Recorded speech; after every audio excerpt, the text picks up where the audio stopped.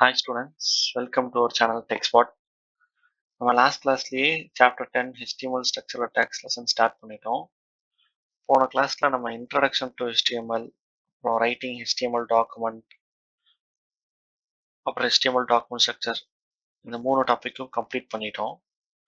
இன்னைக்கு கிளாஸ்ல நம்ம என்ன பார்க்க போறோம் அப்படின்னா structural attacks of HTML. For example HTML tag, head tag, title tag, body tag இந்த ஃபோர் டேக்ஸையும் ஸ்ட்ரக்சரல் டேக்னு சொல்றாங்க. ஏன்னா இதெல்லாம் வந்து ஒரு பேசிக் எசென்சியல் எலமெண்ட்ஸ். நீங்க ஒரு HTML கோட் பண்றதுக்கு இந்த 4 டேக்ஸ் இல்லாம நீங்க ஒரு HTML கோடிங்கே பண்ண முடியாது. அதனால அது ஸ்ட்ரக்சரல் டேக்ஸ்னு சொல்றாங்க. அந்தந்த அந்த பர்டிகுலர் டேக்குக்கான பர்பஸ் என்னங்கிறத கீழே எக்ஸ்பிளைன் பண்ணியிருக்காங்க. நம்ம பார்க்கலாம். HTML take. HTML டேக் எதுக்காகன்னு சொல்றாங்கன்னா, இது வந்து ஒரு HTML டாக்குமெண்ட் அப்படிங்கிறத ஐடென்டிஃபை பண்றதுக்காக HTML டேக் யூஸ் ஆகுது. ஹெட் டேக் எதுக்கு யூஸ் ஆகுதுன்னா, இந்த ஹெட் டேக்ஸ்குள்ள தான் இந்த வெப்பேஜுக்கு ரிலேட்டடான எல்லா இன்ஃபர்மேஷன்ஸுமே இருக்கும். உதாரணத்துக்கு டைட்டில், ஸ்கிரிப்ட், அதாவது என்னென்ன ஜாவா ஸ்கிரிப்ட் யூஸ் பண்ணியிருக்காங்க, இதில் என்ன மாதிரி ஸ்டைல் சிஎஸ்எஸ் ஸ்டைல் பேஜ்லாம் யூஸ் பண்ணியிருக்காங்க அப்படிங்கிறதெல்லாம் இதில் தான் போட்டிருப்பாங்க, இதில் தான் ஆட் பண்ணியிருப்பாங்க. அப்புறம் டைட்டில் டேக். டைட்டில் டேக்ல வந்து மேலே இந்த இது பார்த்தீங்கன்னா நம்ம அந்த வெப்பேஜோட டைட்டில் என்னங்கிறத நம்ம டைட்டில் டேக்ல தான் மென்ஷன் பண்ணுவோம். அப்புறம் பாடி டேக். நீங்கள் அந்த வெப்பேஜில் என்னெல்லாம் நீங்கள் ஷோ பண்ணணும்னு நினைக்கிறீங்களோ அது எல்லாமே வந்து இந்த வெப்பேஜில் நீங்கள் இந்த மாதிரி என்னெல்லாம் டெக்ஸ்ட்டோ இல்லை இமேஜஸோ என்னெல்லாம் ஷோ பண்ண நினைக்கிறீங்களோ அதெல்லாம் நீங்கள் பாடி டேக் இன்சைட் தான் நீங்கள் ரைட் பண்ணுவீங்க. ஸோ இதெல்லாம் தான் அந்த டேக்ஸோட மெயின் பர்பஸ். இப்போ நம்ம அந்த HTML கோடிங்கை எப்படி எழுதலாங்கிறது பார்க்கலாம். நீங்கள் இந்த HTML கோடிங் எழுதுறதுக்கு சர்வர், ஹோஸ்டிங், இன்டர்நெட் இந்த மாதிரி எதுவுமே தேவையில்லை. HTML கோடிங் எழுதுறதுக்கு ஒரு நார்மல் டெக்ஸ்ட் எடிட்டரும் ஒரு ப்ரௌசர், அந்த டெக்ஸ்ட் எடிட்டரில் நம்ம போட்டு சேவ் பண்ணதை வியூ பண்ணுறதுக்கு ப்ரௌசரும் இருந்தால் போதும் நம்ம HTML கோடிங்கை ரன் பண்ணி பார்க்குறதுக்கு.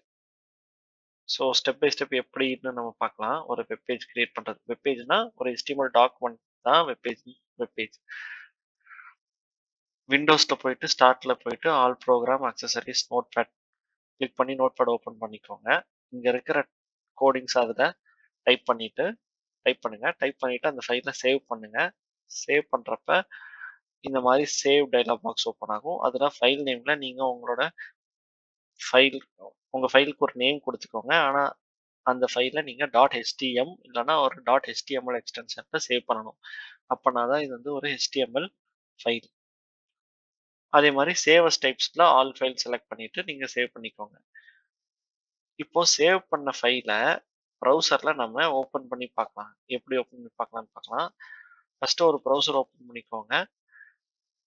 அப்புறம் click file, open file, control O போட்டு நீங்கள் அந்த ஃபைலை ஓப்பன் டைலாக் பாக்ஸ் ஒன்று ஓப்பன் ஆகும். அதில் நீங்கள் எந்த ஃபைல் ஓப்பன் பண்ணுமோ அந்த ஃபைல் பார்த்துட்டு போயிட்டு அதை செலக்ட் பண்ணி ஓப்பன் கொடுங்க. இல்லைன்னா நீங்கள் அந்த ஃபைலை நீங்கள் எந்த இடத்துல சேவ் பண்ணிக்கிறீங்களோ அந்த ஃபைலை டபுள் ரைட் கிளிக் பண்ணி ஓப்பன் க்ரோம், அதாவது உங்ககிட்ட என்ன ப்ரௌசர் இருக்கோ, க்ரோம், மொசிலா, ஃபயர்ஃபாக்ஸ் என்ன இருக்கோ அந்த பர்டிகுலர் ப்ரௌசர் வச்சு ஓப்பன் பண்ணிங்கன்னா உங்களுக்கு இந்த மாதிரி உங்களோட ஃபைலுக்கு உண்டான இதுவும் ஓப்பன் ஆயிடும். இதில் வந்து இன்டர்நெட் எக்ஸ்ப்ளோரர் ஓப்பன் பண்ணிக்காங்க. நீங்கள் உங்கள் சிஸ்டமில் இருக்கிற ப்ரௌசர் வச்சு நீங்கள் ஓப்பன் பண்ணிக்கலாம்.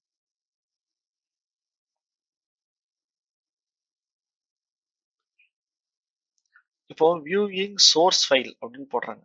நம்ம அந்த குரோம்லேயே நீங்கள் ஒரு ஃபைல் கோட் எழுதிருக்கீங்களா ஒரு ஃபைலில், அந்த கோடிங் ஃபைலை நீங்கள் ப்ரௌசர்லேயே பார்க்க முடியும். அது எப்படி பார்க்கலான்னு நம்ம பார்க்கலாம். டபுள் கிளிக் அந்த ப்ரௌசர் ஓப்பன் பண்ணிக்கோங்க. ஓப்பன் பண்ணிவிட்டு செலக்டில் வியூ போயிட்டு பேஜ் சோர்ஸ், அப்படி இல்லைன்னா நீங்கள் இந்த மாதிரி ஒரு ப்ரௌசர் ஓப்பன் பண்ணிவிட்டு ரைட் கிளிக் பண்ணி அந்த ஃபைலை நீங்கள் ப்ரௌசரில் ஓப்பன் பண்ணிவிட்டு அதில் ரைட் கிளிக் பண்ணி இந்த இடத்துல வியூ பேஜ் சோர்ஸ்னு இருக்கும், அதை கொடுத்தீங்கனாலும் உங்களுக்கு ஷோ ஆகும். அந்த நீங்கள் டெக்ஸ்ட் ஃபைலில் நீங்கள் என்னெல்லாம் கோட் போட்டிருந்தீங்களோ அந்த கோட் அப்படியே அதில் டிஸ்பிளே ஆகும்.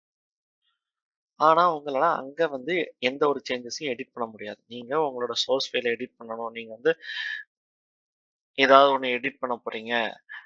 ஒரு லைன் தான் போட்டிருக்கீங்க. இன்னும் நீங்க ஒரு 4 லைன் போட போறீங்க அப்படின்னா, நீங்க ஆல்ரெடி ஒரு இடத்துல சேவ் பண்ணியிருக்கீங்கல்ல, அந்த ஃபைல்ல தான் நீங்க எடிட் பண்ணணும். அதுதான் போட்டிருக்காங்க. Edit and reload the source file. The source file can be edited only through text editor.